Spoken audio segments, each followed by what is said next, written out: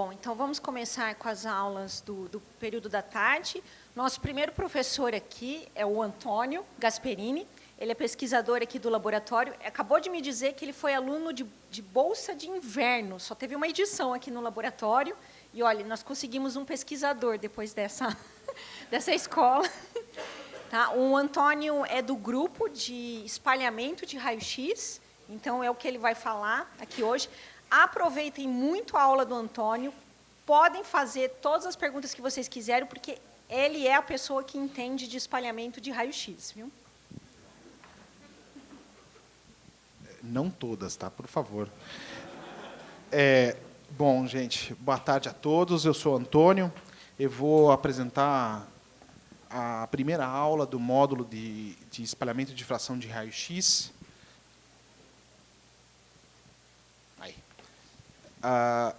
Gente, a aula vai ser...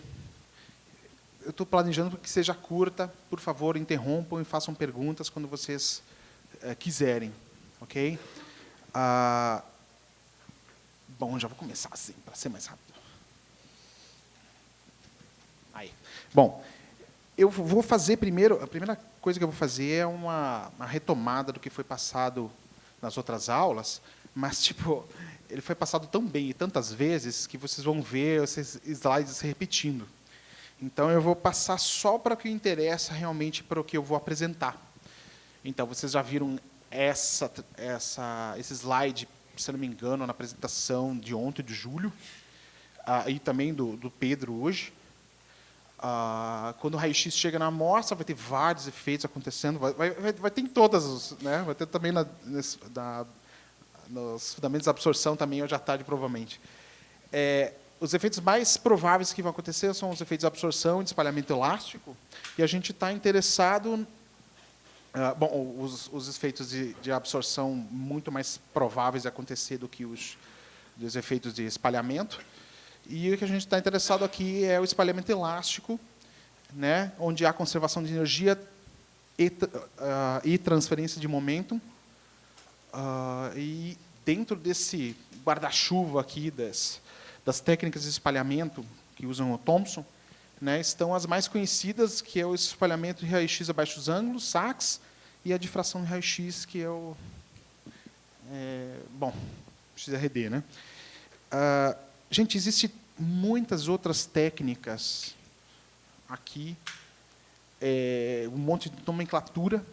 O que eu posso dizer para vocês se concentre que é o espalhamento Thomson. O resto é só nomes, porque a teoria, parte da teoria de Thomson, então chega em todas as outras. Então, se alguém falar, puxa, isso é SAX, ou isso aqui é difração, ou isso aqui é wax, acho que quem trabalha com SAX já ouviu falar em wax, se isso aqui é G-SAX, ou GID, ou outros nomes, tem um monte de nomes aqui para essas técnicas, pensem que é espalhamento Thomson.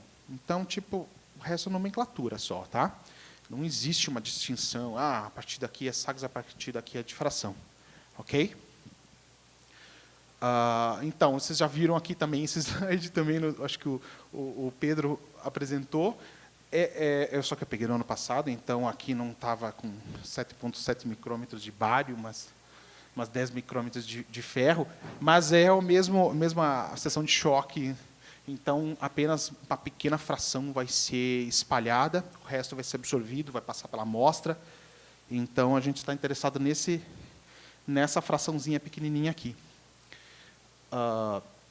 As linhas que a gente tem aqui no VX, que trabalham com essas técnicas, são, hoje, 6, sendo 5 dedicadas. Vocês vão fazer, provavelmente, as práticas nessas linhas, em alguma delas, pelo menos. Né? A XDS é a única que não é dedicada, lá se faz também difração, mas também absorção de raio-x.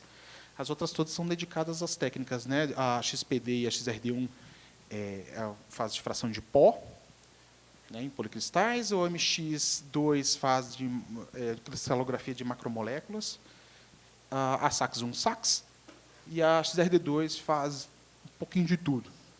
Tá? Vou pulando rapidão. Como é que é o experimento de espalhamento ou de difração de raio-x?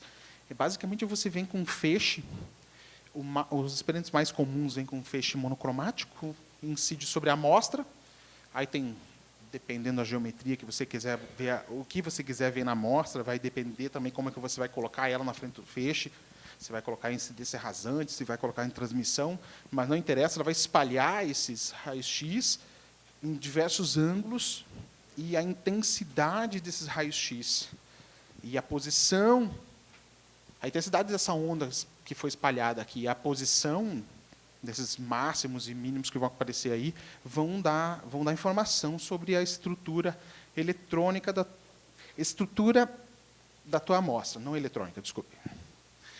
Eletrônica, eu digo que tem a ver com a densidade eletrônica, mas a estrutura eletrônica, na verdade, é a parte de absorção de raio-x que vai falar.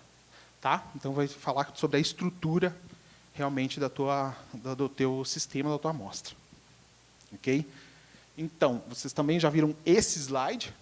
Eu quero chegar nele, porque aqui ele fala da seção de choque, de espalhamento de fração. Né? O que eu quero chamar aqui, porque também o Pedro apresentou hoje, é que quando uma onda plana, que vocês já escutaram o que é, chega até algum elemento espalhador, por exemplo, um elétron, ele vai gerar uma onda secundária aqui, né, que vai sair como se fosse uma onda esférica. E a amplitude dessa onda que vai espalhada aqui, ela é proporcional a esse F, que é o comprimento do espalhamento. Só que a gente não mede a amplitude, a gente mede a intensidade, que é, então, um módulo quadrado proporcional ao módulo quadrado desse comprimento de espalhamento aqui. E também o Pedro falou sobre a seção de choque diferencial, né, que é isso que a gente está interessado, que é proporcional à probabilidade do espalhamento na direção do vetor de espalhamento Q, que também ele apresentou. Eu vou entrar um pouquinho mais detalhes nisso, eu estou só passando rapidão para a gente chegar em umas coisas que eu acho muito importantes. E, gente, por favor, interrompam e perguntem, porque eu tenho o costume de começar rápido e terminar voando, mas eu começo a falar que nem um louco. Então, por favor, me façam pisar no freio. Bom, alguma dúvida até aqui? Vocês já viram isso, mas não quer dizer que vocês não possam ter dúvidas. Bom, eu vou adiante. Essa aqui quem mostrou foi o Júlio, né? O que a gente está interessado? A gente está interessado, bom, dentro da gama de espectro fornecido pela fonte de luz síncrotron, né, a gente está interessado nos raios-x duros, que vão aqui, aqui tem a gente colocou desde 6 até 120 kV, mas geralmente a gente usa bem abaixo de 120 kV. A gente, aqui no laboratório, por exemplo, a XPD, se não me engano, usa 12 keV, nas outras linhas usa 8. Tem um motivo de a gente chegar até altas energias, a gente não consegue chegar às altas energias no VX, a gente só chegaria em altas energias lá no Sirius. Tem algumas técnicas que necessitam energia alta, principalmente se você quiser trabalhar, por exemplo, com materiais pesados e quer ver como que... por exemplo, tem um equipamento, não sei se todos conhecem, aqui no VX, que está localizado no segundo hut da XRD1, que trabalha com... como é que é o nome dele? É o Gleibon, né? Ele trabalha torturando, basicamente, as amostras de ferro, botando alta temperatura, e a ideia é você ver como que essas altas temperaturas e tensões agridem o teu material, e você quer ver lá dentro do teu material, e não na superfície, com raio-x duro, mas não tão assim, tipo 8, 10, 12 keV, você não consegue penetrar dentro de uma peça, lá ver no centro de uma peça de ferro, por exemplo, você precisa de altas energias para penetrar e ver lá dentro. Então, isso é importante para alta energia. Outra técnica importante que a Cris vai mostrar semana que vem, que é a PDF, que você consegue, a partir do espalhamento, a partir de difração de raio-x, conseguir informações sobre a estrutura local de materiais, não só cristalinos, como amorfos também. Então, a gente está interessado nessa pequena região aqui, onde que o comprimento de onda casa mais ou menos com as distâncias interatômicas e o tamanho de coisas que a gente vai analisar, por exemplo, nas técnicas de espalhamento, que são alguns nanômetros. E sim, eu uso a energia em keV, o lambda em angstrom, tá? Respondendo ao Júlio, existe isso. Tá? Eu gosto de usar essa relação aqui, então eu acredito que vocês vão ver isso várias vezes. Beleza? Bom. Errei. Aí. Mais uma. Calma aí, deixa eu ver quantas tem. Ixi, tem mais ainda. Essa que vocês acabaram de ver, né, o Pedro mostrando as ondas eletromagnéticas, como é que são. A gente vai se concentrar nisso aqui, que o campo elétrico tem uma amplitude e uma fase. Por que isso é tão importante para nós? Porque muitas das coisas que a gente vai fazer, muitas coisas, a maneira de a gente entender espalhamento de difração no raio-x é entender que tudo tem a ver com a relação de fases entre ondas que vão ser espalhadas. Então, é uma coisa bem geométrica. A teoria está aqui. O campo elétrico espalhado vai ter uma amplitude e uma fase relativa que vai depender da diferença de caminho óptico percorrido pela onda. Então, toda dificuldade de espalhamento de difração de raio-x é você saber fazer essa conta, essa soma dessas pequenas ondas espalhadas. É tudo geométrico. Tá? E a intensidade é proporcional ao módulo desse campo elétrico ao quadrado. Tá? O que é importante? Porque, bom, eu vou começar dando um exemplo que é intrínseco de ondas, né? É uma coisa muito importante para nós, que ondas, fiquem com isso na cabeça, ondas interferem. Elas se somam e se anulam em alguns lugares. Então, esse é o famoso experimento da fenda dupla de Young. Nesse experimento aqui, se fez chegar uma onda plana em duas fendas, né? E essas ondas aqui, elas vão difratar nessas fendas. E vão sair de forma, sei lá, se tu pensar em 3D, ele sai com uma onda esférica, né? Dessa fenda. E a outra vai acontecer a mesma coisa. Ok? E aí, você olhando esse padrão de interferência aqui entre essas duas ondas, aqui você vê que essas linhas, se vocês lembram das apresentações anteriores, representam, por exemplo, o máximo da onda, né? A crista da onda. Então, vocês vão ver que vários lugares, o lugar mais intenso dessas ondas, elas se sobrepõem. E em alguns outros, os mínimos se sobrepõem e, obviamente, em outros, o mínimo de uma está no máximo da outra e vice-versa. Tá? Então, se você for ver bem aqui, essa região aqui, esses pontos aqui, ó, são que o máximo de uma onda e da outra estão sobrepostos. E você vê que, andando um pouquinho mais para cima, aqui, calma aí. Beleza.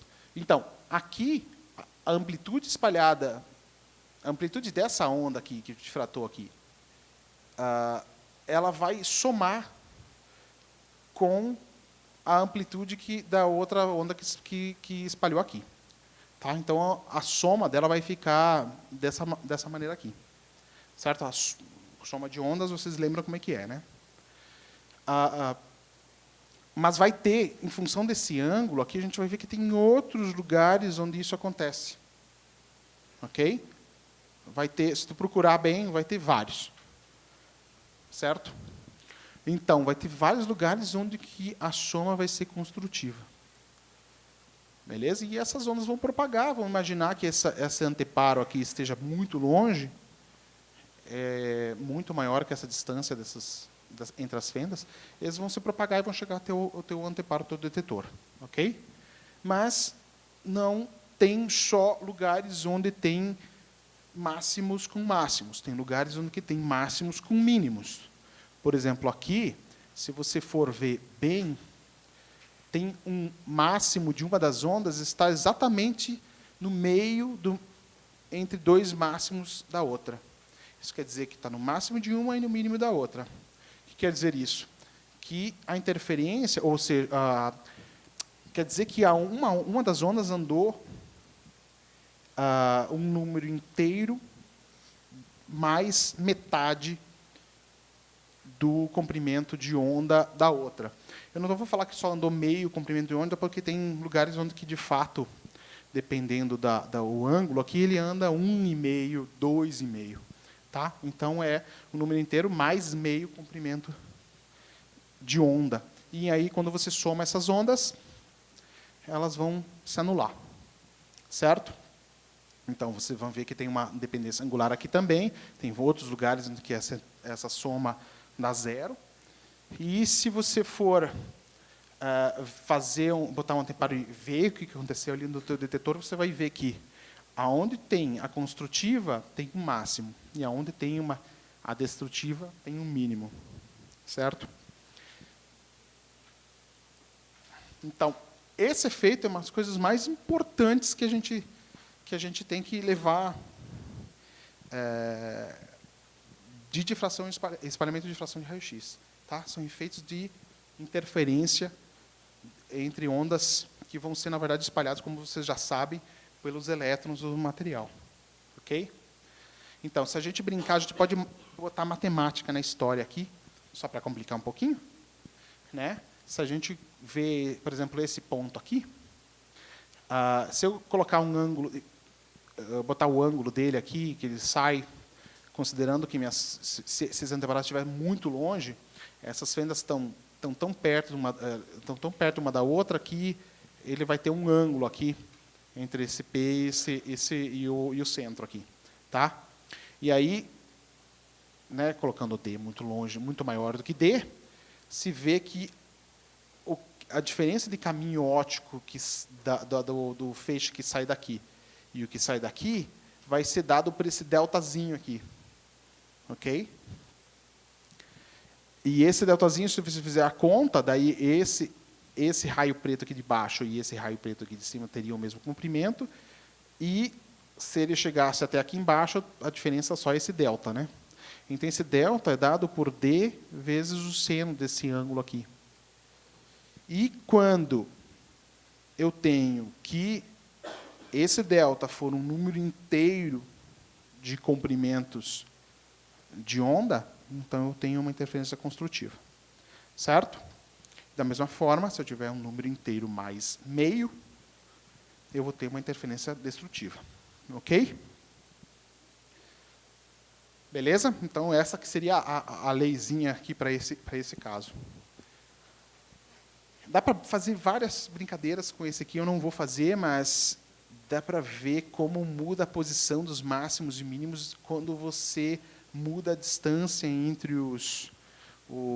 as fendas. É uma coisa legal de ver, porque aquela história, não sei quem já fez sax conhece isso, não sei se difração também sabe bastante disso, mas a gente fala que coisas grandes em sax se vê em ângulos pequenos e coisas pequenas se vê em ângulos grandes.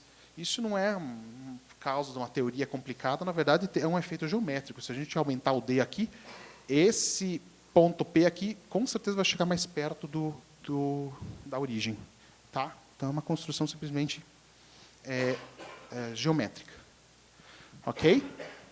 Então, chegando no final aqui, calma lá, ainda estou puxando ainda estou copiando da aula do Pedro para a gente aplicar para nós aqui. Então, esse slide também estava nas outras. Vocês já viram ele.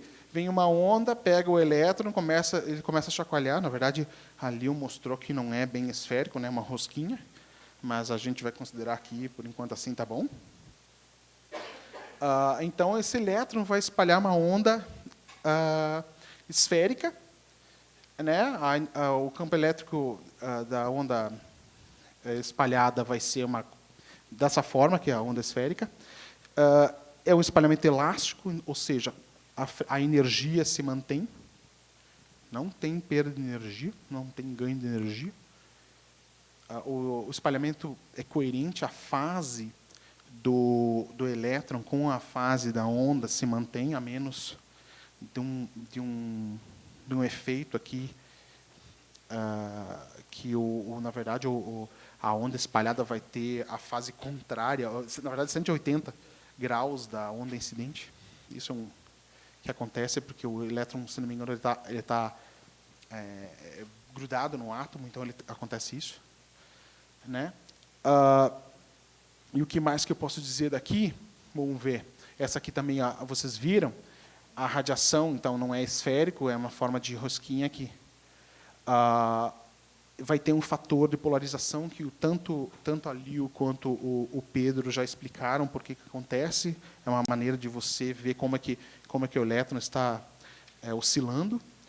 Então, a amplitude da onda irradiada dividido pela incidente vai ter essa parte aqui, que é a onda esférica, vai ter o R0, que é o raio clássico do elétron, né? Que o Pedro tanto falou, e esse cosseno de Ki, que tem a ver com a polarização da onda. Daqui, o Pedro falou que é simplesmente fazer umas continhas, a Liu deve ter mostrado, que isso aqui dá para botar fazendo calculada de uma maneira semiclássica, sabendo que o campo elétrico irradiado tem a ver com a aceleração da carga que ela vai sofrer, né? Ela vai ser acelerada, então ela vai irradiar. E se você fizer um F igual a MA aqui, colocar essas coisas simples aqui, você vai ver que você vai chegar nisso aqui. Na verdade, você vai chegar nesse termo, que, olhando para cá, você vê que tem esse termo aqui, que é feito de constantes fundamentais, o raio clássico do elétron, o comprimento de espalhamento Thomson, que tem um valor de 10 a menos 5 angstroms. Beleza? Eu acho que, gente, de recapitulação é isso, vocês já viram tudo, agora a gente vai começar a complicar. Claro, complicar, mas não muito. A gente vai olhar agora, em vez de um elétron, a gente vai colocar um segundo elétron. Tá? Então, veio o feixe aqui, lembra que é uma onda plana.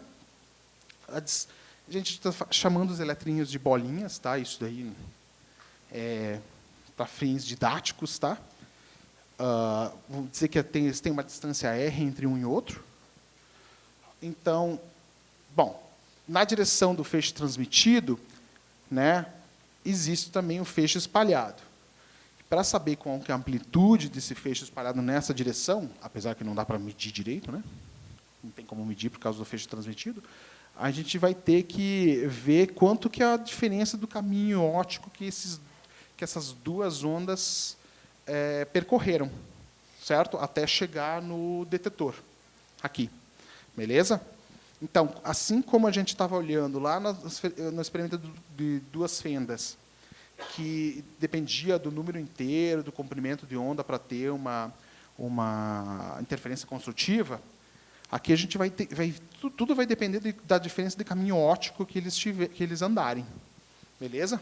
Nesse caso, o que a onda andou antes de interagir com qualquer um a diferença de caminho que a onda percorreu antes de tocar esse elétron, né, foi de delta 1 maior do que quando ela interagiu com esse elétron, né? Então, a diferença de percurso aqui, na verdade, vai ser esse delta 1 menos o delta 2. Certo? Porque agora, depois de interagir com esse elétron, ela vai percorrer delta 2 a mais do que quando ela interagiu aqui. Obviamente, sei lá, dá para ver que o delta 1 e o delta 2 são iguais, né? Então, a diferença de caminho óptico do delta é um menos o outro, que vai ser 0. Beleza? E, então, a diferença de fase das ondas vai ser 0. Não vai caminhar mais do que a outra, então ela vai chegar na mesma fase. certo? Agora, se eu for... Ah, tá. Beleza. E a energia, o campo elétrico espalhado, o irradiado, vai ser o que foi espalhado pelo primeiro, o que foi espalhado pelo segundo, que é proporcional a 2 vezes aquele R0. Tá? Era uma vez quando tinha 1, quando tem 2, é 2 vezes. Agora, quando eu coloco um ângulo, agora eu vou ter que fazer um pouquinho de conta. Tá?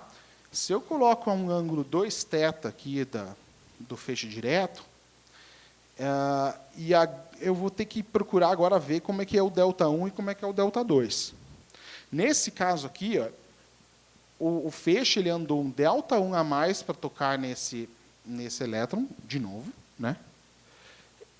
Só que agora ele andou, além daquele ΔI, ele andou também o ΔI. E esse ΔI pequenininho.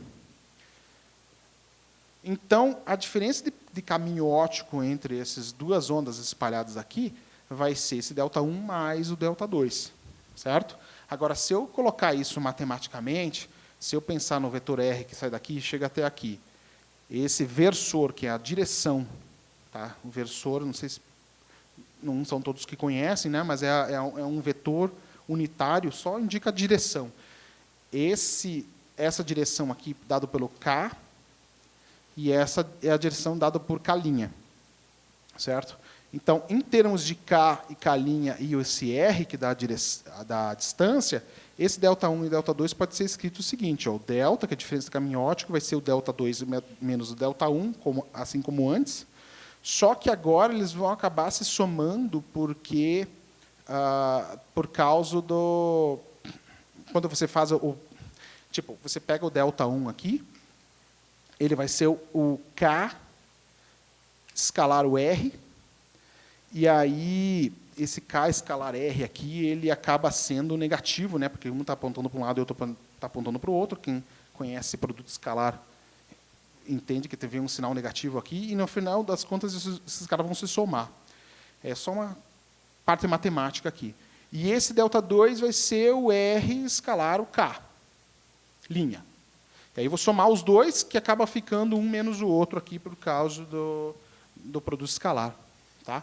O importante é saber que a diferença do caminho óptico vai ser dado por esse R, que é a distância entre os 2 elétrons, e a diferença do versor na direção que é espalhado, menos a direção do versor da onda incidente. E aí, a diferença de fase, que é esse cara aqui... Gente, essa equaçãozinha aqui da diferença de fase nada mais é do que uma regra de 3. Tá? Se eu tenho o delta, que é a diferença do caminho óptico, igual a lambda, a minha fase vai ser 2π.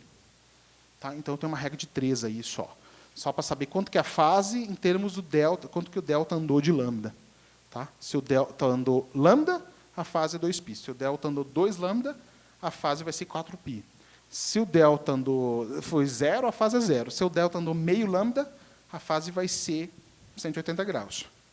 Então, eu coloco essa equaçãozinha aqui e acho que a diferença do caminho, a diferença de fase, vai ser dada por essa continha aqui, 2π, K' menos K, escalar R, dividido por lambda. E aí, isso aqui é uma fase, né? Então, o campo elétrico espalhado ele vai ser a soma de um com o outro, só que o outro vai ter essa fase aqui. Certo? Então, ela vai ser proporcional ao R0 sobre o R, 1 mais essa fasezinha aí. Tá? Ou E elevado a essa fase. Beleza? Então, eu vou agora introduzir o vetor de espalhamento, que eu acho que o Pedro já falou, não sei se o Júlio também. Só para trazer mais para perto da gente o que quer dizer esse cara. Lembrando que a fase é esse cara aqui, né? Se eu lembrar que o módulo de K é 2π sobre lambda, então, se eu colocar aqui agora, multiplicar 2π K' sobre lambda, isso aqui é o vetor da onda espalhada. Tá? E esse aqui é o vetor da onda incidente. Ok? Então, eu tenho que A fase é proporcional a esse vetor da fase espalhada, da onda espalhada, menos o vetor da onda incidente, escalar a distância entre os meus entes espalhadores. Eu vou falar entes espalhadores porque são 2 elétrons, mas isso vai valer para as outras coisas também, como eu vou mostrar. Tá? Então, isso aqui a gente define como o vetor de espalhamento, que tanto a gente vê, principalmente em SACS. Quem faz SACS sabe do que quer dizer esse vetor de espalhamento. E como o Pedro mostrou hoje de manhã, o módulo desse Q aqui é 4π seno do θ dividido pelo lambda. Ok? Onde esse θ aqui é metade do ângulo de espalhamento. Ok?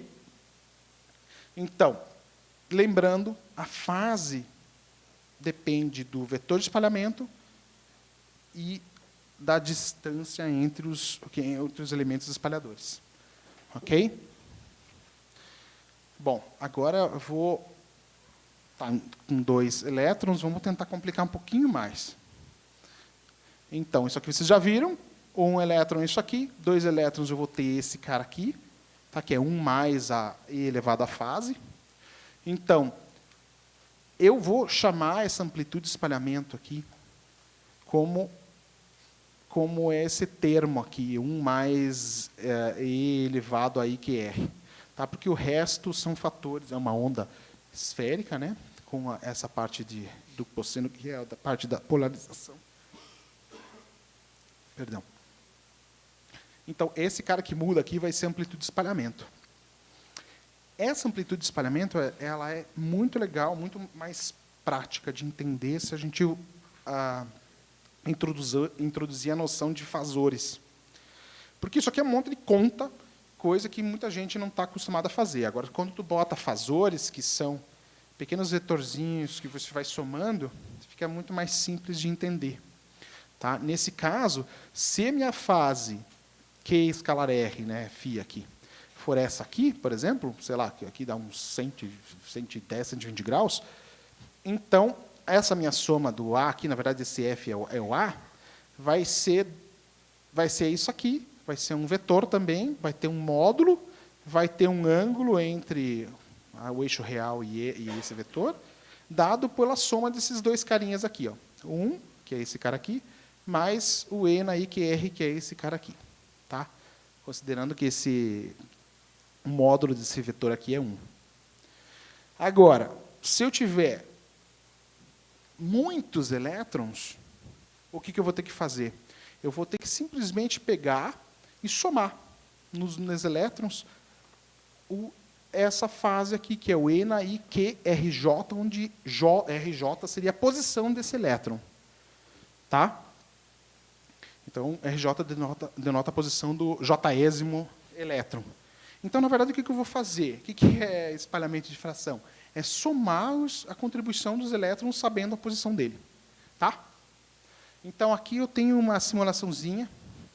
É bem bobinha, mas, pelo menos, talvez vocês consigam visualizar melhor. É esse.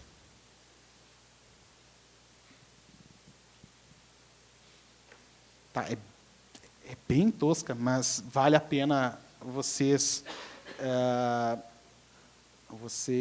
verem aqui. Ó. Por exemplo, vamos dizer que, então, eu estou a 0 graus aqui. Se eu estou a 0 graus no espalhamento de 2θ, aqui está pequenininho de ver, né? Aqui é 2θ igual a 0, tá? Aqui está a direção do feixe incidente e a do feixe que sai. Os 2 elétrons ali dentro do meu átomo vão estar somando a contribuição deles, porque estão na mesma direção. Tá, digo, a diferença de caminho óptico daqui, tipo, a onda que espalha nesse e a onda que espalha nesse é a mesma, porque eu estou olhando o feixe transmitido. Se eu começo a aumentar o ângulo de espalhamento, tipo, se eu começar a ver naquela direção, a contribuição de cada um vai mudar por causa da fase, da diferença de caminho óptico de cada um deles. Então, se eu for aumentando o ângulo, eu vou ver que a minha soma aqui começa a mudar. Né? E você vê que aqui está a diferença de fase entre eles. Então, se eu mudar o ângulo de espalhamento, olha só como que muda essa diferença de fases aqui. Ela vai chegando até um ponto que ela está aqui a 180 graus. Ela está se anulando. Então, o que um elétron espalharia, o outro está anulando. Se eu tiver um átomo com vários elétrons, as coisas mudam. Tá? Deixa eu botar um monte de elétron até ficar uma coisa parecida com o que vocês estão acostumados. Essa aqui, mais ou menos. Tá? Agora, deixa eu atualizar aqui. Olha só como que fica. Quando está 0 graus, está todo mundo em fase. Todos os meus 14 elétrons que eu pus aqui estão todos em fase. Quando eu começo a analisar o aumento do ângulo, olha só o que acontece com cada uma das fases dos elétrons. Elas começam a sair. A diferença de caminho óptico entre o espalhamento deles começa a mudar e eles começam a sair de fase. E a soma dele, total aqui, começa a cair. Então, quando eu chego a 90 graus aqui, 90, por aqui mais ou menos. A maioria está em fase, mas tem alguns que estão fora de fase. Aqui você vê quais que podem estar em fase e quais não podem estar fora de fase. E o que a gente mede no final é essa soma aqui, que é o vermelhinho, que é o que sai do primeiro e chega até a ponta do último contribuição do meu elétron.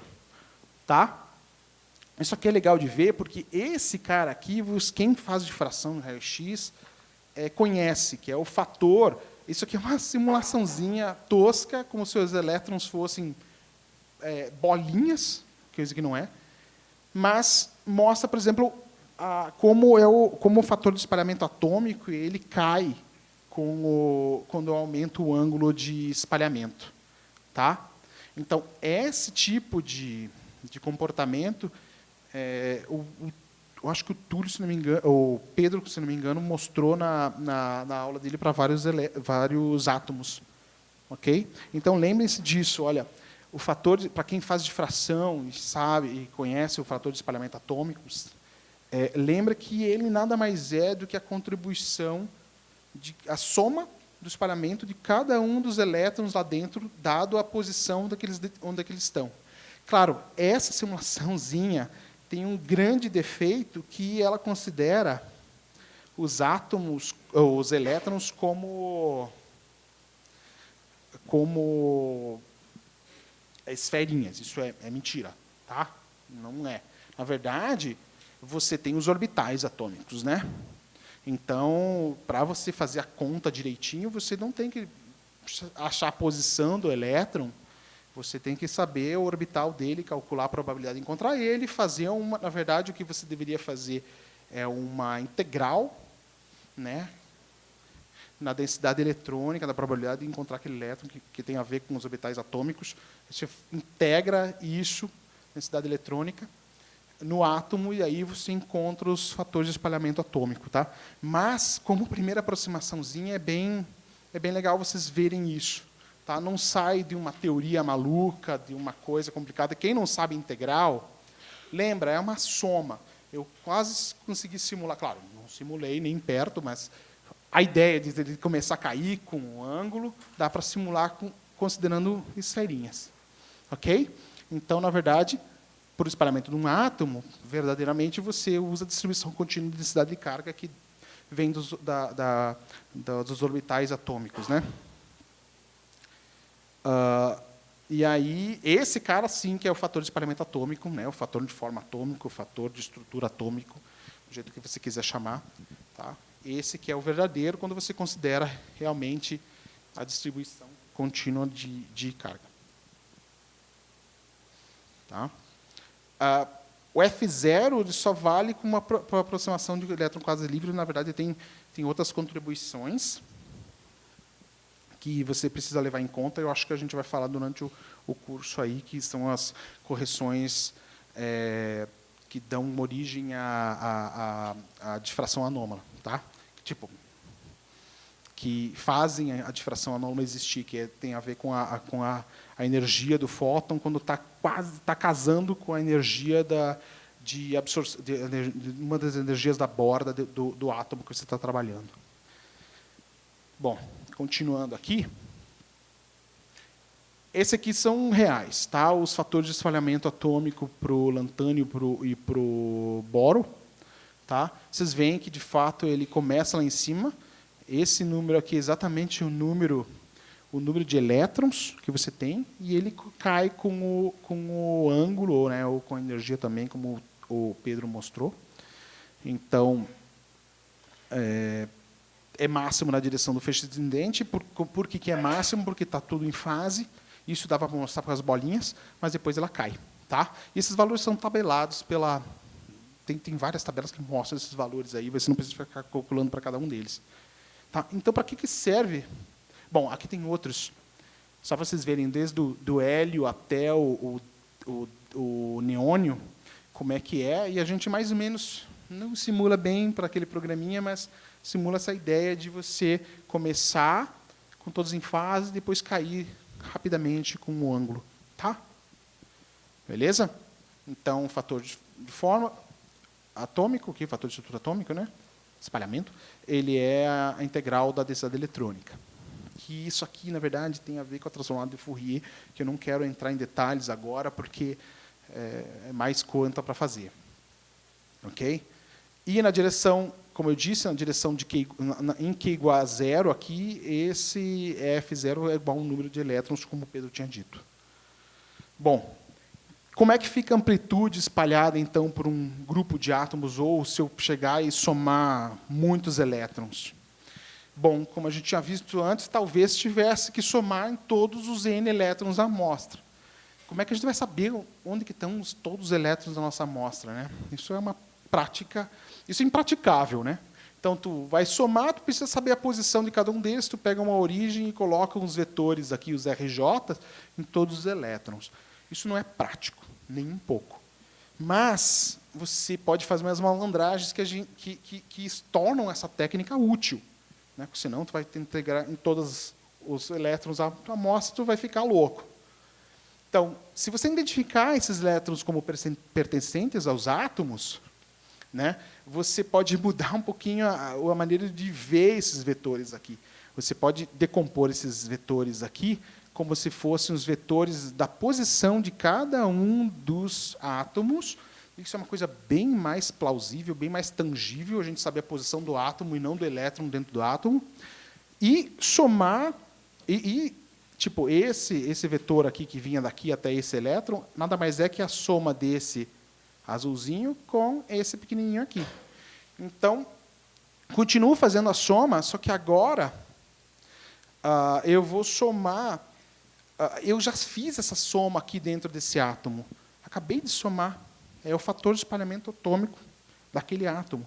Então, o que eu vou fazer agora? Em vez de somar em todos os elétrons, eu passo a fazer que essa amplitude que eu vou ter vai ser uma soma agora nos meus átomos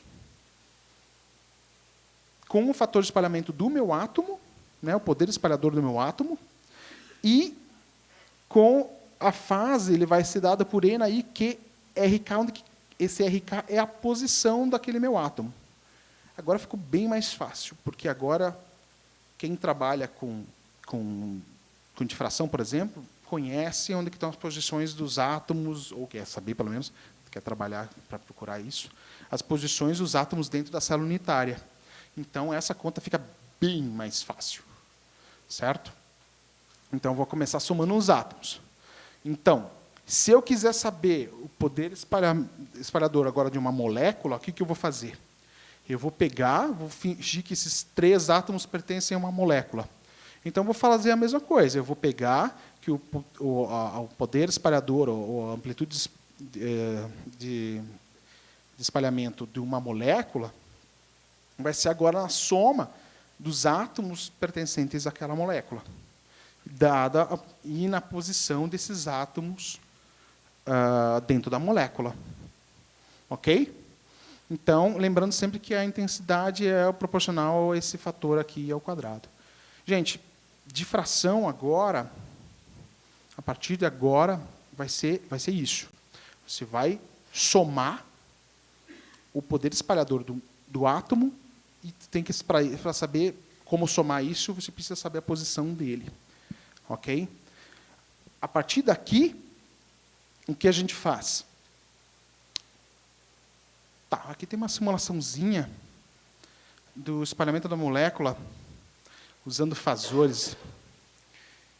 Deixa eu ver se cabe apresentar agora. Então, bom, talvez sim. Então, na mesma forma que tinha os elétronzinhos, essa simulaçãozinha tá mais feinha, porque eu fiz muito rápido, aí ela ficou feinha. Tá? Então, a minha molécula é fantástica, ela é composta por um átomo de ferro, um de cobre, um de carbono e um de silício. Tá? Nem sei se existe isso, mas, de qualquer forma, agora vai ser. Tá? Eu não sei porque ficou tão pequeno isso aqui, acho que botaram uma resolução tão pequena que mal dá para ver as equações. Meu Deus do céu, que horror. Bom, de qualquer forma, então, de novo, agora, antes eu estava somando nos elétrons e a fase de cada um deles. Agora eu tenho um átomo, certo? E a fase vai depender da posição dele. Então, quando eu pegar os átomos aqui e mudar de posição, tá, primeiro deixa eu mudar, como está em 0 graus aqui, vai estar todo mundo em fase. Se eu mudar um pouquinho o ângulo de espalhamento, aí você vê que o poder espalhador da molécula não muda. E cada uma das contribuições do ferro, do cobre, do carbono e do silício, eles vão ter sua respectiva fase. Certo? Então, se eu começar a mudar a posição deles aqui, dá para ver que ele muda essa fase relativa. Certo? É claro, eu posso botar um em cima do outro aqui, mas isso não é... Meu modelo não vai ser físico, é puramente matemático, mas vocês podem ver como esse cara aqui muda quando eu mudo esses átomos de posição. Certo? Claro, o carbono tem pouco elétron, ele vai fazer muita diferença? Não vai, né? Então, esse é um probleminha, das vezes, que acontece na difração de raio-x, que você fica cego para alguns átomos que são muito leves, principalmente quando tem os outros mais pesados por perto. Então, esse carbono você vai mexer, a fase dele aqui vai mexer loucamente, ele pode ir para um lado, pode ir para o outro, mas a amplitude desse vetor aqui, o tamanho desse vetor aqui, não vai mudar muito, não. Então, você vai ver pouca diferença no teu padrão de difração, por exemplo, se isso aqui fosse uma célula unitária. Tá?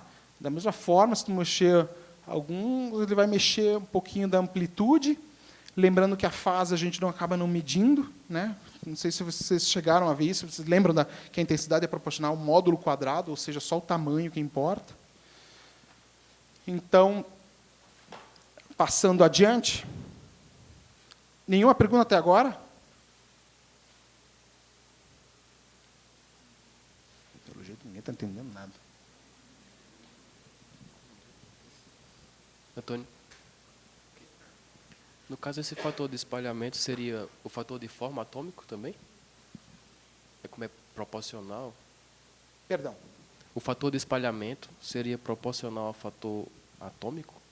É isso? O fator, depende do que você chama o Fzinho. Sim. Esse Fzinho é o fator de espalhamento atômico, fator de forma atômica, o fator de estrutura atômica, que você quiser, como você quiser chamar. E o grande, no caso? O grande é a soma deles, simplesmente... Isso aqui, isso aqui é da forma... Isso aqui você define da maneira que você quiser. Ok? Se você quiser somar na tua célula... Se você fizer a difração de raio-x e quiser somar na tua célula unitária, isso aqui vai ser o fator da tua célula unitária. Tá? Se você quiser... Você trabalha com uma molécula e quer chamar isso aqui do poder espalhador da molécula... ele vai ser o fator de espalhamento da tua molécula. Na verdade, é uma soma. Entendeu? É você que define isso aqui. Tá? Você que define o que... Na verdade, o que você vai medir não vai ser esse F aqui, não. Vai ser a soma em toda a tua amostra. Ok? Mas, às vezes, é mais fácil você dividir essa brincadeira. Né? Em vez de sair contando cada pessoa sei lá, do estado de São Paulo, é muito mais fácil contar cidade por cidade quantas pessoas que moram lá. Então, às vezes, você divide tua soma para facilitar. Às vezes, em vez de ficar contando toda a tua amostra, todo o líquido, sei lá, uma solução, tanto o líquido quanto, sei lá, as partículas que tem dentro dele, você separar, esse aqui é a contribuição da minha partícula, isso aqui é a contribuição da minha matriz ou da solução. Tá? Então, isso aqui, na verdade, é uma coisa intermediária. Você não consegue medir exatamente esse cara aqui. Aí, no caso, tem como relacionar essa intensidade com seção de choque também? Então, a seção de choque vem aquele R0, né, do elétron. Eu estou somando a contribuição de cada um deles e vendo como é que, distribuído no espaço, isso se soma. Entendeu? Eu acho que não faz muito sentido você chamar de seção de choque de uma molécula. Tem que ver se faz isso muito sentido, mas eu acho que não, viu? Tá, mas está relacionada. Tipo, esse cara aqui, ó, tem a ver com a seção de choque do espalhamento do Thomson, né? Ok? Mais alguma pergunta? Bom, gente. Opa, tem mais uma? Aí.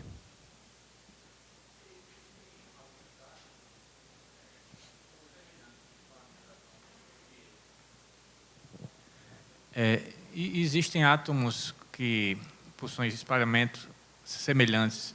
Então, também isso seria algo difícil do ponto de vista da difração de raio-x para identificar ou não? Então, semelhante tem, né? Porque, tipo, o níquel, o cobre, não sei qual que está no lado do cobre, isso o níquel é 28, né? Ferro, cobalto, níquel. O níquel que é 28 e o cobre que é 29, eles têm a diferença de 1 elétron. Então, o poder espalhador deles é muito próximo. Por isso que você vai ter que usar outra... Se você quiser usar a difração de raio-x, você vai ter que usar a difração anômala, né? Para saber, para mudar o poder espalhador deles, né? Mas acho que a difração anômala vai ficar com a Flávia na próxima aula, tá? Mas esse é um problema. E quando tu tem sólidos onde que tem que são iônicos, às vezes você perde realmente os elétrons e aí teu poder espalhador fica menor. Ok? Aí você também está no mesmo problema. Beleza? Então, agora, se tu pensar... Gente, eu já somei numa molécula. Agora, se eu souber a posição das moléculas, né, eu posso saber como é que é o espalhamento do meu material. Simplesmente eu pego a posição das moléculas e somo, né? Bom, aqui estava o poder espalhador de uma molécula, né, que é a soma nos átomos da molécula. E se tiver uma partícula, nada mais é do que somar esse poder espalhador de uma molécula, se a minha partícula é formada por várias moléculas, né, e a posição delas. Certo? E aí eu vou ter qual que é o espalhamento de uma partícula. Tá? Na prática, não é bem assim que a gente faz em SACS, porque a gente não precisa saber exatamente a posição dos átomos em SACS, porque a técnica é um pouco cega para isso. Então, a gente usa os outros artifícios. Mas, na prática, se você quiser fazer isso, por exemplo, tendo uma simulação, por exemplo, por dinâmica molecular, que você tem a posição de todos os átomos, você consegue, fazendo isso aqui, saber como que é a difração e o espalhamento de raio-x daquela tua molécula que você está trabalhando. Ok? Você pode fazer modelos e coisas e ver se isso encaixa com o teu experimento. Beleza? Então, bom, isso aqui, agora eu fiquei só somando. Agora vai passar para uma parte mais prática. Essa aqui é a parte que é do ano passado. Eu vou copiar porque fez sucesso. Eu não tenho a mesma desenvoltura que a Cris, então não vou conseguir passar do jeito divertido que foi. Mas, segundo ela, essa é a nossa amostra que a gente traz para o laboratório. É um abacaxi, né? Eu acho isso muito legal, porque, de fato, ele vai servir bastante para nós. Não só pelo, claro, que é um abacaxi, que é coisa complicada, mas porque ele tem duas coisas que a gente vai querer ver. Tá? A primeira é bom, primeiro eu não vou dar spoiler, não, já vai continuar. Então, o nosso experimento, a gente vai botar feixe de raio-x nele, certo? Claro, gente, é um nano abacaxi, tá? Porque senão não vai ter espalhamento abaixo do ângulo. Tá? Se tiver grande assim, não dá para espalhar, não dá assim não. Tá? Então, o que eu vou medir lá no meu detetor? Eu vou medir um monte de coisa que vem desse abacaxi. Tá? Eu vou desde o feixe direto aqui, saindo do feixe direto, claro, se eu botar o feixe direto do detetor, queima, não façam isso. Tá? Então, você bota um negócio para bloquear aqui, e vai ter um monte de coisa espalhada aqui, tá? Em função do ângulo do vetor de espalhamento Q.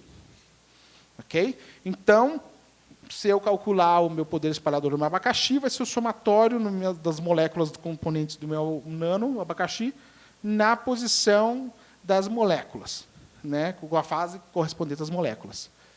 E a intensidade, de novo, vai ser proporcional ao fator, esse F de Q ao quadrado aí.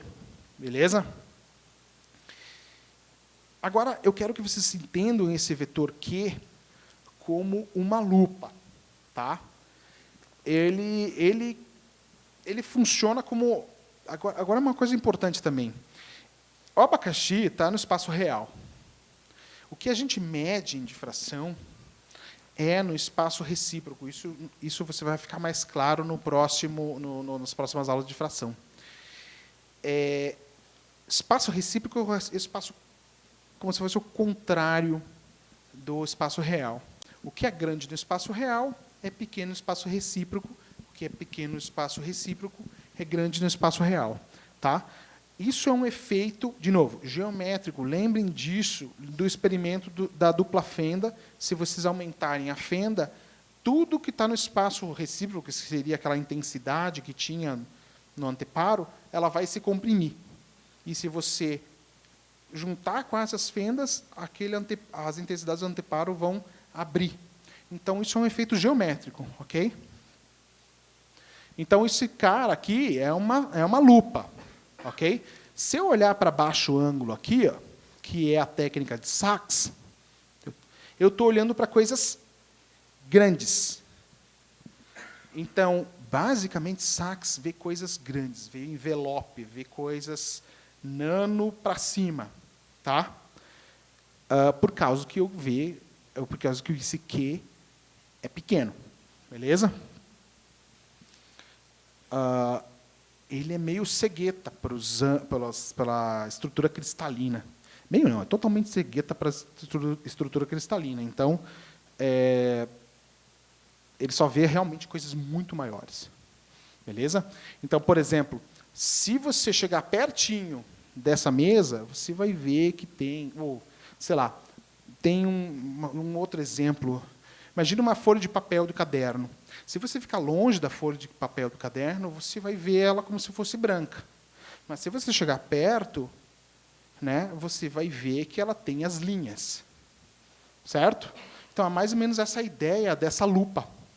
O Sachs é como se você estivesse vendo de longe. Tá? Você vê uma coisa assim como se fosse um envelope. Está vendo lá do fundo, você não vê, você é cego para o detalhe.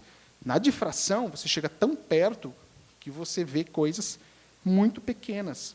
Agora, tu está tão perto que tu não consegue saber se aquilo ali é uma folha de caderno ou uma folha de cartolina, entendeu?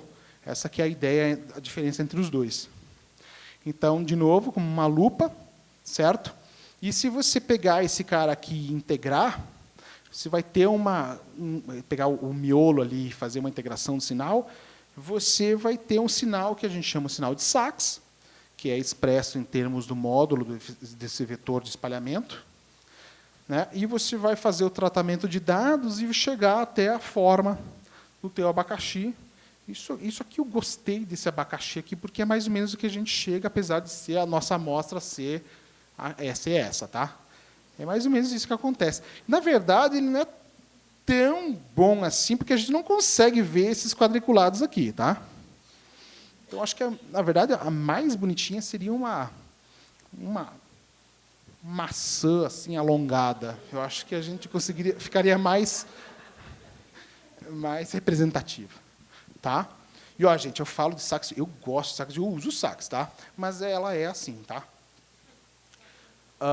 Então, sax fornece informações de tamanho, morfologia, de estruturas em escalas grandes, ok? E tem informação principalmente na área de polímeros, de micelas, coloides, e aqui vai para um monte de coisa. Proteína, tem nanopartículas inorgânicas, então tem muitas coisas que ela dá informação, tá? Na escala mesoscópica, desde nanômetros até, desde 1, 2 nanômetros até centenas de nanômetros, ok? Que perigo isso aqui. Vocês vão ver isso na aula do Márcio, que é na sexta-feira, beleza? Já para Q grande, ou seja, distâncias pequenininhas, quando eu aproximo muito, né, a lupa do meu abacaxi, o que eu vejo? Eu vejo que o meu abacaxi realmente tem planos. Desculpa, uma pergunta rapidinho sobre o sax. Essa radiação está ali no centro. Isso são picos de Bragg ou é radiação difusa? Que não é previsto pela... Então, eu não vou falar que é difusa, porque difusa leva... Difusa seria errado expressar que é um espalhamento difuso, tá? Não posso falar isso de sax. A gente usa essa expressão para outras ocasiões, por exemplo, espalhamento em superfícies rugosas, coisas assim, a gente chama mais de difuso. É um sinal, é uma soma é uma contribuição do poder espalhador dos teus átomos, né, das tuas moléculas, nessa região. Ela não chega a ser um pico de Bragg, a não ser que, claro, a tua amostra tenha uma... Cara, acho que isso aqui vai ficar mais fácil de responder quando chegar na sexta-feira, porque você vai ver que é difração, que é um pico de Bragg. Porque nada a ver, o pico de Bragg nada mais é do que simplesmente uma periodicidade na tua densidade eletrônica. Tu não precisa ter uma periodicidade explícita na densidade eletrônica na região de Sachs. Você pode ter. Por exemplo, se tu tem um material... eu trabalho com lipossoma. Se tiver um lipossoma multilamelar, ele vai ter uma periodicidade bem característica, que vai ser a distância entre as lamelas, e isso vai dar um pico, que você pode chamar de pico de Bragg. De fato, é um pico. Só que, se eu fizer minhas amostras de maneira diferente, fizer um lipossoma unilamelar, que não tem essa repetição, ele vai dar um espalhamento bem assim. Não vai ter pico nenhum. A teoria é a mesma. Só a soma que tu não faz essa soma em distâncias características que seriam dadas como se fosse um pico de Bragg. Então, é o espalhamento, não é um pico de Bragg, também não é difuso. Tá? É a contribuição, é a transformada de Fourier da tua densidade eletrônica na tua amostra. Tá? Na verdade, é o módulo quadrado da transformada de Fourier. Então, não é nenhum nem outro. Ok? Vai ficar mais claro isso durante a semana. Beleza? Obrigado. Então, aqui eu vejo os planos do meu abacaxi. Ok? Eu consigo ver aqui que ela tem esses gominhos aqui, eles têm uns planos aqui. E esses planos eu consigo ver pela difração. Essa que é a ideia de difração. Ela consegue ver a organização em escala muito pequenininha. Imagina que esses gomos seriam células unitárias, por exemplo, do meu nanoabacaxi. Então, aí eu vou ter um pico naquela região. O pico de Bragg é isso aqui.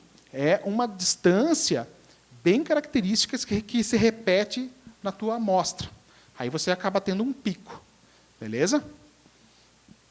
Porque tu tem difração também em materiais amorfos. Tu não precisa ter um pico exatamente, que seria... que o pessoal geralmente chama esses picos aqui como se fosse o pico de Bragg. Então, o sinal é mais ou menos dessa forma, você não tem nada ali, de repente você tem uma região em que todo mundo espalha coerentemente, então tem uma intensidade, e depois todo mundo se anula, e depois, em certas regiões aqui, você tem uma soma coerente daquelas fasezinhas que a gente viu. Ok? E tem... Bom, difração fornece informações sobre arranjo ordenado, né, tridimensional de átomos ou moléculas, né, a estrutura cristalina, tem aplicações em diversas aulas, em áreas, desculpe, e as aulas do Guilherme e da Flávia, que vão falar sobre isso mais especificamente. Beleza? Vamos ver o que tem mais aqui. Aqui tem um último exemplo de difração, mas eu acho que esse exemplo eu posso deixar para a aula da Flávia e do Guilherme. Tá? Vou deixar porque já também avançou bastante a minha aula e queria deixar para perguntas. Tá? Aqui tem umas coisinhas. Para que usa assíncrono, então, finalizando. Aqui a gente pode ter altas energias, que é difícil ter num equipamento de bancada. Então, isso tem a ver, assim, permite a gente penetrar na amostra mais profundamente, então isso dá informações mais precisas sobre trabalhos quando você tem materiais pesados na tua amostra, além de permitir outras técnicas, como a Cris vai mostrar semana que vem. Tem uma baixa divergência, então a gente tem uma determinação muito precisa da estrutura do material. Isso vai ficar claro também, eu acho que na aula da Flávia. Tem uma energia ajustável, ou a gente pode ter um espalhamento ressonante. Claro, a energia ajustável não é tão importante para espalhamento de difração do raio-x, assim como é para a espectroscopia. Mas a gente também pode usar disso para de fato, fazer, como eu falei antes, do espalhamento do experimento em difração anômala, que você usa a propriedade do poder espalhador mudar por causa dos efeitos de absorção serem muito fortes, e aí você consegue saber se um átomo... qual a posição de um átomo específico da tua amostra quando você passa perto da energia da borda daquele átomo. Isso também vai ser mostrado na aula da Flávia. Que pressão, hein? A alta intensidade permite medidas rápidas e resolvidas no tempo, né? Tem um feixe, pode ser um feixe pequeno, ou você pode ter pouco material, não precisa muito, e também permite ambientes de amostra, como foram células de pressão, vácuo, altos campos, isso daí. Essas células de pressão, principalmente, isso é muito necessário ter um feixe muito pequeno, porque, às vezes, a pressão que você quer mudar, o ambiente de amostra que você tem, é tão pequeno, tipo, são alguns micrômetros, que se você não tiver um feixe num síncrotron, você não vai conseguir ver absolutamente nada. E as referências, como sempre, as duas, né, o Wilmot e o Als-Nielsen. Muito obrigado pela atenção.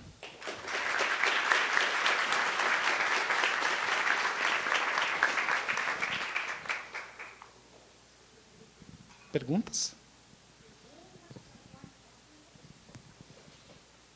Você disse que trabalha com lipossomas, certo? Como a dúvida que eu tinha era se a radiação de raio-x ela compromete a estrutura do lipossoma, porque é um material biológico e raio-x apresenta uma alta energia. Tipo, isso não aquece a amostra ou não compromete a estrutura tridimensional dos lipídios? Como funciona a análise de material biológico por raio-x? Então, de fato, aqui no nosso síncrotron, isso não é um problema tão grave. Tá?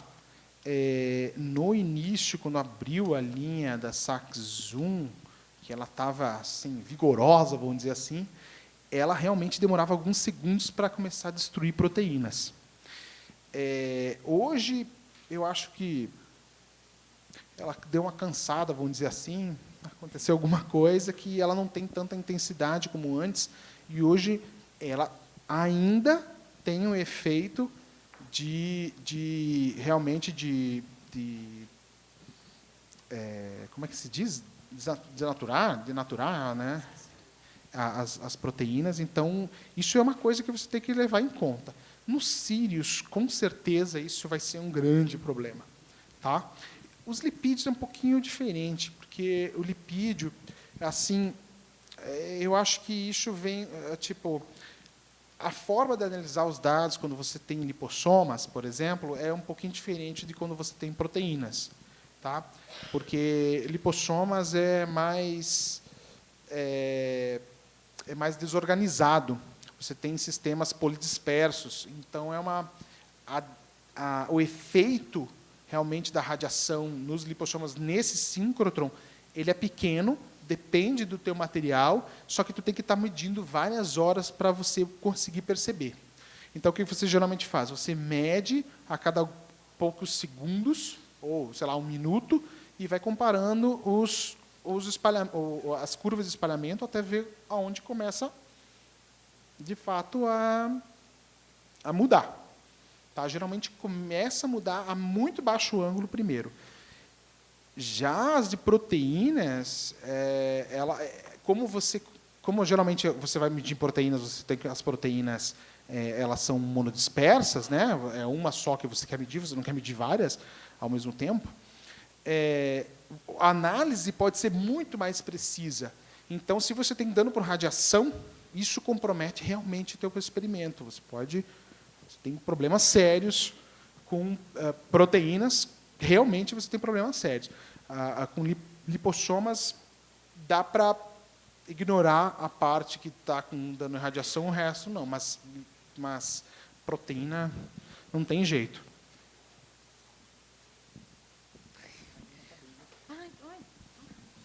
Não, só uma última coisa. Nos cílios, essa questão de minutos passa a ser milissegundos.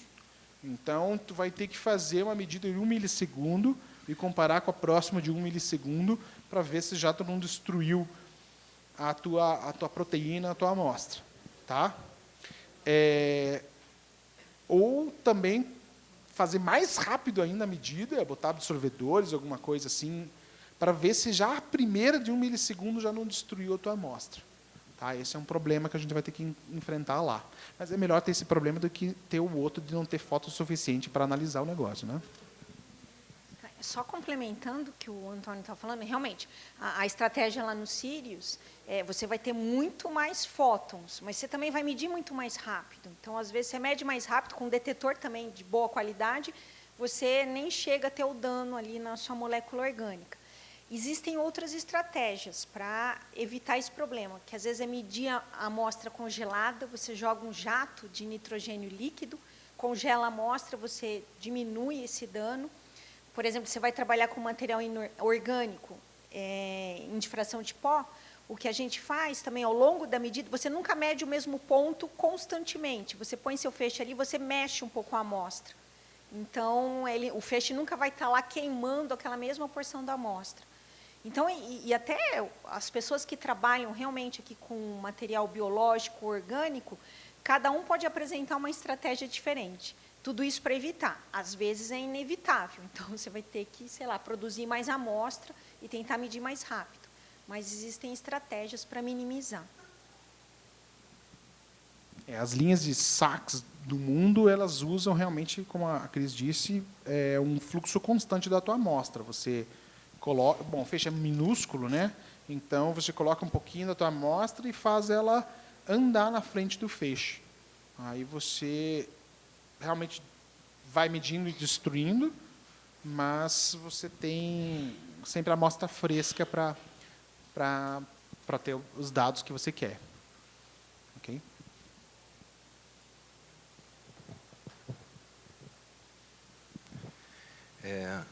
Uma pergunta sobre o espalhamento de baixo ângulo e de alto ângulo e a estratégia de variar a energia, porque, bom, acho que o de baixo ângulo você acaba fazendo mais passos de medidas em ângulo nessa faixa angular pequena, né?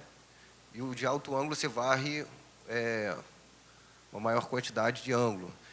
Você varia o comprimento de onda da sua radiação? Existe uma estratégia nesse sentido? Porque quando você variar a energia da sua radiação, você vai deslocar o espaço recíproco, né? Como se fosse uma ampliação também. Se usa essa estratégia Tá? A outra pergunta, antes de você responder essa, é sobre, nessa direção de materiais, enfim, medidas difíceis. Por exemplo, é possível fazer medida agora de fração de alto ângulo em água, dentro d'água, por exemplo, de uma reação química acontecendo dentro d'água, e você vai ter água também envolvida nesse processo de espalhamento. E se você lembrar da terceira pergunta, era para botar na caixinha, né? Eu vou botar na caixinha. Quer responder? Tá. Quem que perguntou mesmo? Não. Então, a primeira é se existe se você pode Varia a energia da radiação para ir mudar... para baixo ângulo, alto ângulo, para deslocar esse espaço recíproco e ampliação. Então, em sax, geralmente a gente não faz isso, tá? Para ganhar ganhar espaço recíproco, né? Tipo, vou diminuir a energia para aí você aumenta o espaçamento do espaço recíproco e aí você consegue acessar vetores de Q menores. Geralmente no sax a gente não faz isso não, mas tem umas técnicas, por exemplo, o total scattering, que a gente usa exatamente isso. A gente pega alta energia, tipo, sei lá, 80 keV, 60, 80 keV, e aí você comprime tanto o espaço recíproco que a difração de pó vira um sax, né? Tu joga todo mundo para baixo ângulo. Aí você bota um detetor ali e mede. Eu não duvido que esse exemplo aqui seja desses tipos de experimentos, se for o real, né, esse gráfico aí. É essa a ideia. Você joga todo o teu espaço recíproco para baixo, você usa a energia realmente para fazer isso e trabalha com essa brincadeira aí. Mas qual seria a vantagem nesse caso? A sua pergunta foi, fazer um experimento de espalhamento, eu vario o quê? Certo? Varia a transferência de momento. A gente olha ângulo. Sua pergunta foi, eu posso variar o lambda, ao invés de olhar para um ângulo fixo e variar o lambda? Isso, por exemplo. Você pode. A gente poderia usar um monocromador para fazer isso. O problema é quando você varia o lambda, a energia varia junto. Quando você varia junto a energia, você muda a quantidade que o seu material está absorvendo, lembra? Tá, o maior que está acontecendo é a absorção. Então, sua absorção vai mudar o tempo todo, vai passar bordas de energia na frente. Então, isso é uma coisa muito mais complicada. Quando você está com um lambda fixo, sua energia está fixa, a quantidade de absorção é fixa. Então, tipicamente, espalhamento, você varia o ângulo. Mas, a princípio, o vetor Q você pode fazer. Uma das coisas que a gente faz, se você fizer o mesmo experimento, a mesma informação, o espalhamento de uma nanopartícula, que em raio-x de altas energias, a informação está em Q pequeno, se você fizer em raio-x de baixa energia, você está num ângulo alto. Então, é o mesmo Q, só que em lambdas pequenos, você tem que ir para um ângulo pequeno, só que a mesma informação você poderia ter em ângulos altos se você baixar a energia. Ou em ângulos... Ou, quando você vai para energia muito alta, você vê distância pequena e distância grande. Então, às vezes a gente usa isso, mas varrer não é comum. Complementar, porque eu não sei se também é da área de difração. Põe um difratograma ali, Antônio. Lá na difração de pó, era só o difratograma, Antônio. Aquele último. Não, na difração de pó, a gente usa essa estratégia de mudar a energia, que é uma vantagem de a gente estar aqui numa fonte de luz síncrono, mas por diferentes motivos, né, na questão... Mais um? É isso? Aqui, ó, só para... Tem o seu difratograma aqui de raio-x, e, por exemplo, um caso típico, quando você trabalha com cobalto. Cobalto é um material polimorfo, e você tem a estrutura HCP e eu acho que uma outra cúbica. Só que você não diferencia se você tem um tipo de cobalto ou outro, medindo só em baixo ângulo, que eu digo é até 100 graus. Você só vai diferenciar lá para cima, alguns picos ali bem para cima, de 120 graus, que você vai diferenciar. Então, às vezes, para você chegar até 130, 140 graus no seu difratograma, é complicado geometricamente. Por exemplo, na nossa linha de luz lá pode bater numa fenda, né? Porque você vai pôr o seu detetor lá em alto ângulo. O que a gente faz? Então, muda a energia para eu pegar esses picos e deslocar para mais baixo ângulo. Aí eu não preciso medir em ângulos tão altos, porque aquela diferença eu vou ver em mais baixo ângulo. Tem essa estratégia. Outra também, quando, sei lá, alguma coisa impede aqui. Eu tenho, em muito baixo ângulo, eu tenho uma sombra de uma célula de reação, por exemplo. Aí, o que eu faço? Eu mudo a energia para deslocar meus picos para mais alto ângulo e evitar aquele ponto cego, vamos dizer. Então, é uma estratégia também. Tá bom, obrigado. Outra coisa também, como o Gustavo falou, também tem células de pressão, que elas são com diamante, a entrada e a saída do raio-x tem que ser pelo diamante. Então, a abertura angular que você tem para sair do raio-x é muito pequena. Então, você aumenta a energia e você consegue acessar esses picos. Certo? É uma maneira de você brincar com o difratograma, com a energia. Não é incomum fazer isso. A outra, em relação a alto ângulo, com...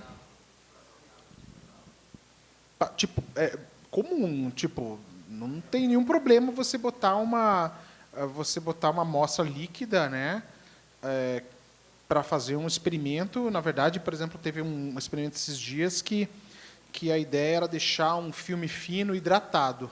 Só que, tipo, muito hidratado, tinha que ter uma gota de água em cima do filme fino. Então, a estratégia foi, em 8 keV, essa água absorve tudo. Então, a gente foi para 11 keV, onde que ela atravessa mais a amostra, né? Lembra que tem a ver com a energia, né? G ao cubo, né? Ela atravessava daí essa gota d'água e eu conseguia chegar e medir a estrutura do meu filme fino que eu queria. Então, tipo, se você quiser fazer qualquer célula qualquer arranjo experimental para medir alguma coisa sobre enquanto se faz um experimento de reação, uma reação química, tu pode tranquilamente fazer isso. Tanto fazer um reator pequenininho, fino, que você passa com baixa energia, quanto, se você precisar fazer um reator mais grosso, aumentar a energia e não ter problema nenhum em você atravessar a sua amostra. Tá?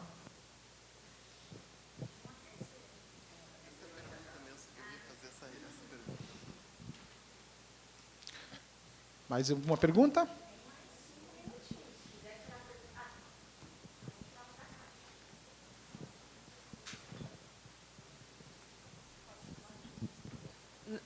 Nos benefícios sobre a luz síncrotron, você...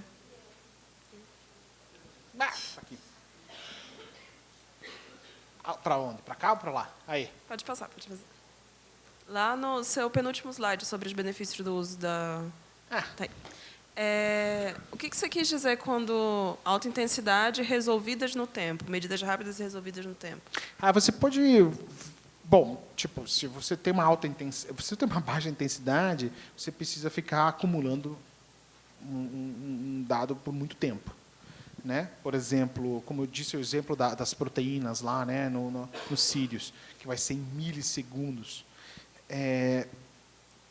Aqui você tem que medir 1 minuto, 2, né? Então, se você quiser ver uma reação, alguma coisa acontecendo, você tem uma escala de tempo aí bastante razoável para brincar. Tanto, dependendo do experimento, você pode ver... aí vai dependendo também dos detetores, se você consegue chegar a 10 a menos, sei lá quantos segundos, sei lá, 10 a menos 3, 10 a menos 4, eu não sei quanto que os detetores conseguem realmente fazer a aquisição com tanta rapidez. Mas aí você vai conseguir... experimentos que podem ter uma reação química ou alguma coisa assim.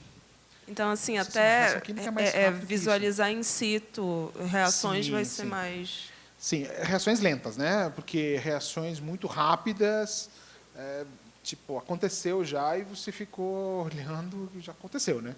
Mas dependendo da situação, se envolver difusão, se envolver alguma coisa mais lenta, aí talvez você consiga ver, dê para ver, com certeza dá para ver. Fazer uma propaganda aqui, né? Porque essa diz mais respeito, essa parte de reação química, cinética. Então, resolvido no tempo, aí se você vê a mudança estrutural da sua amostra junto com uma reação química, por exemplo. Eu trabalho na área de catálise, então, o que a gente põe ali? Tem células de reação, que você põe a sua amostra dentro de uma célula de reação que vai passar um gás e vai aquecer. E ela vai mudando a estrutura cristalina, né? Você pode estar reduzindo, oxidando o seu catalisador, e ele vai mudando, e você coleta isso rapidamente.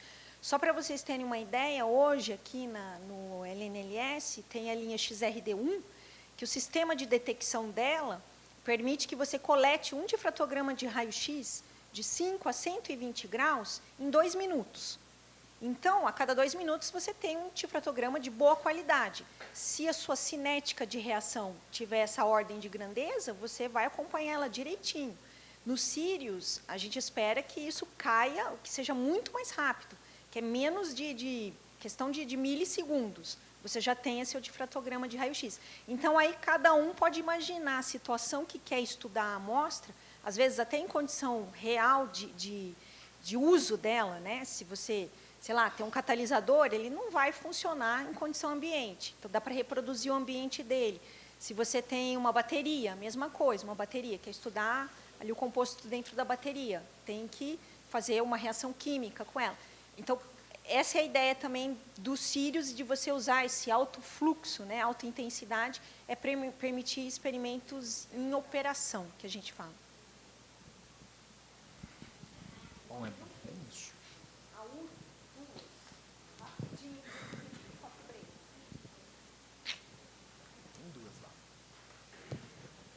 Oi, então, eu fiquei pensando sobre esse resolvido no tempo, e aqui, por exemplo, você tem todo aquele tempo morto dos motores, por exemplo. E como é que isso vai funcionar assim lá no Sirius? Vai ser uma multidetecção para poder varrer, por exemplo, um difratograma de 10 a 120?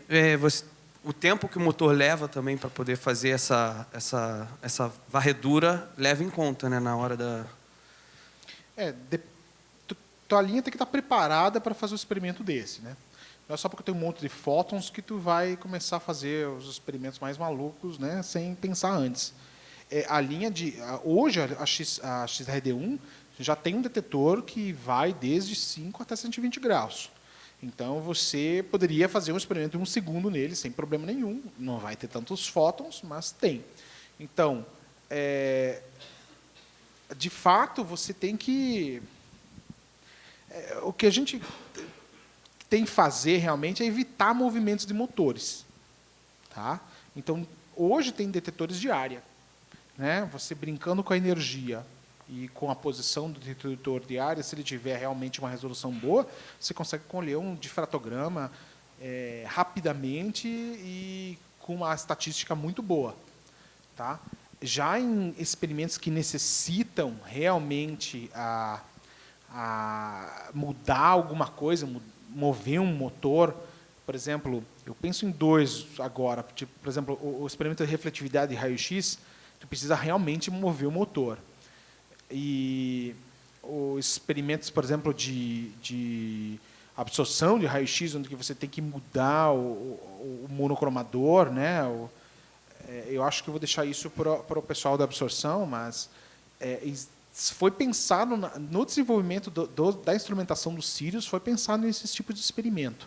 Por exemplo, tem um dos monocromadores mais, que agora é a menina dos olhos do laboratório aqui, ele permite você fazer a mudança de energia. Eu não lembro qual que é, quantos keV quanto que ele consegue mover.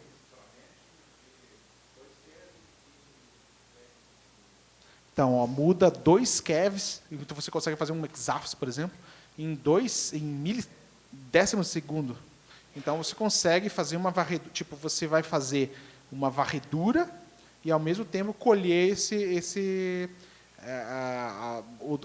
fazer a detecção, né? Você não vai esperar o movimento do do motor e parar. Você faz uma coisa contínua. Tá? Porque, de fato, o movimento do motor para, isso daí realmente é complicadíssimo. Né? Por exemplo, tem experimentos da difração de raio-x que você faz, você vira um ângulo, você vira a amostra, como se fosse roda a amostra. Você tem que rodar 360 graus e tipo em passos de 0,01 graus. Então, tipo, tu fica 7 horas rodando o negócio ali, né? Então, se você conseguir fazer uma rotação e a medição tipo ao mesmo tempo, você não vai se preocupar com esses tipos de problema, tá? Então, sim, tem coisas que dá para pensar e fazer, mas o ideal é evitar, né? Quando você puder fazer um negócio desse, pronto. Por isso que quando a gente faz aqui os experimentos também resolvidos no tempo, por exemplo, na XRD2, que a gente faz os experimentos resolvidos no tempo, a pessoa geralmente ela pede, eu quero um difratograma de sei lá quantos graus até quantos graus ali. Só que tipo, o negócio está usando um forno. Começa o experimento aqui, termina aqui, a temperatura já mudou, a condição já mudou, a amostra já sofreu uma reação, né, mudou a estrutura. E, tipo, não é válido um experimento assim, não é bom um experimento assim. Então, é melhor que você pense em, tipo, vou botar esse detetor vendo este pico, porque eu sei que nessa fase, ele está nessa região angular, eu vou ter o pico das duas fases, então eu vou conseguir fazer ele mudar sem precisar mover o motor, sem ter esse tempo morto. Então, sempre que puder evitar, é melhor. E esse detector de área, em geral, ele é feito por transmissão ou tem como fazer por reflexão também? Em geral, isso é por transmissão, esse padrão FIT, esse 2D, né? Transmissão, tu diz assim, transmissão da amostra? Geralmente, se tu fizer por reflexão, tu vai ter uma sombra nele, né?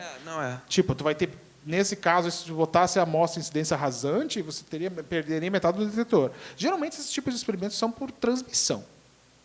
E, tipo, brincando com a energia, você atravessa qualquer coisa, né? Tem uma ali, tem uma lá. Sim, mas é tipo, o que é mais prático? Acho que a ideia. A transmissão é melhor. Opa, boa tarde. Obrigado pela palestra, Antônio. A minha pergunta é super simples. É que vocês acabaram de comentar de você poder utilizar um aumento da energia para comprimir o seu espaço recíproco, né? E eu fiquei um pouco confuso, porque nas outras aulas eu tinha entendido que o vetor Q aumentaria com a energia. Aí eu não sei se eu confundi alguma coisa. Não, ele diminui com a... Tipo, não. O vetor Q é independente da energia. Tá? Tipo, o que muda é o ângulo. Tá? Então, tipo...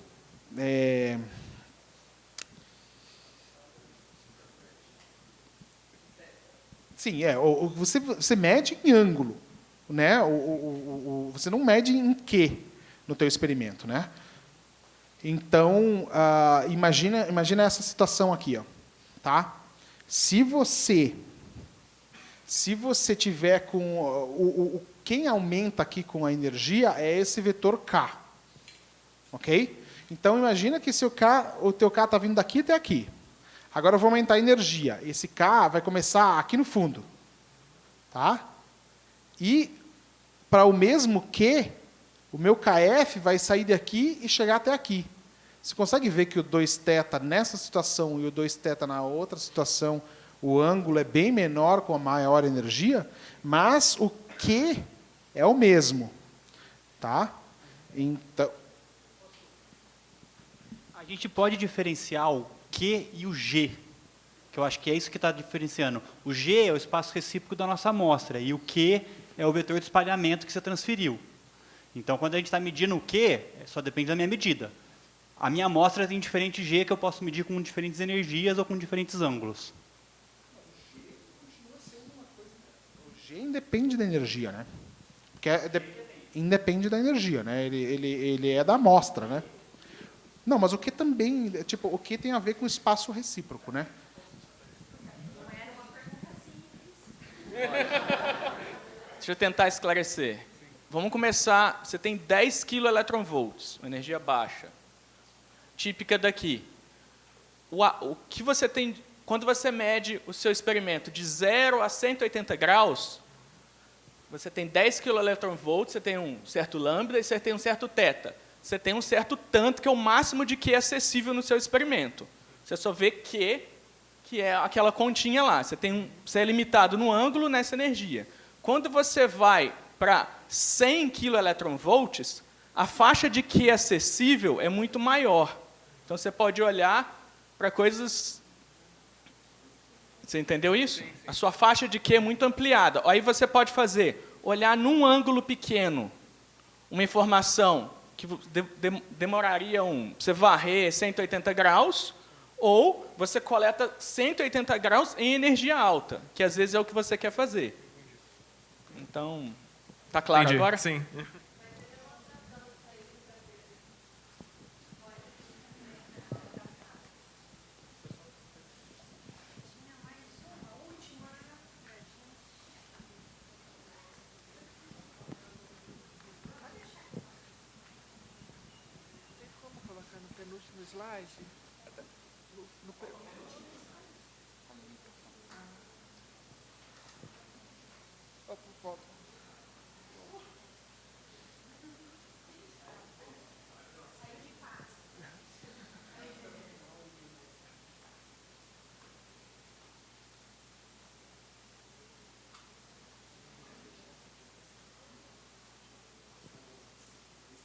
Não, outro.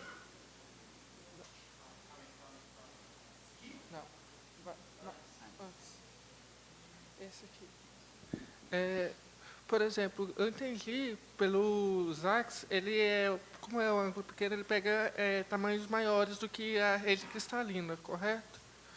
Seria possível, por exemplo, nessa imagem que tem um nanotubo com uma junção de nanotubos de MNO com ouro, pelo Zax pegar tipo,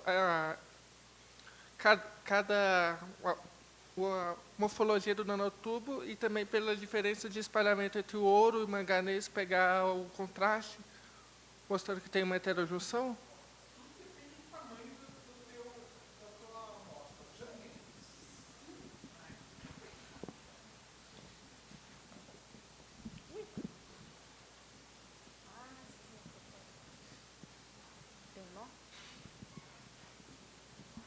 Tudo depende do tamanho da tua nanopartícula. Tá? Se esse tamanho que tiver um tamanho típico para o experimento de Sachs, consegue sim. Eu duvido que você conseguiria ver, no caso, o nanotubo. Normalmente sozinho dá para ver, mas se tu tem ouro e o que mais? Óxido de... isso daí? Isso aqui tu não... bom, aí esse tubo aqui é de óxido, né? Aí tudo bem. Mas se tivesse um nanotubo, por exemplo, alguma coisa mais... Isso que eu tinha entendido. Daí você não conseguiria ver por causa do contraste eletrônico.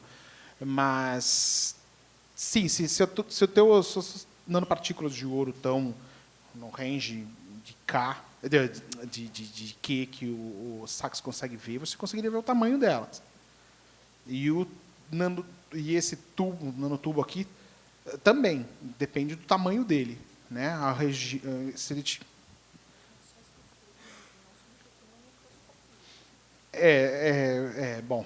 Não depende do tamanho. Então tudo que eu falar vai ser usado contra mim, né? Então, não dá. Não, brincadeira. Isso aqui não substitui, como a Cris falou, não substitui uma microscopia. Se você tiver coisas muito grandes, fica bem mais fácil você trabalhar com microscopia.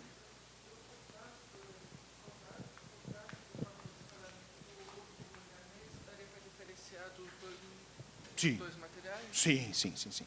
Com certeza, o contraste deles é grande o suficiente para você diferenciar. Isso sim. Por exemplo, na microscopia só observaria nanopartículas no tubo. Aí, por exemplo, a diferença se essa nanopartícula é ouro ou não, daria para ver.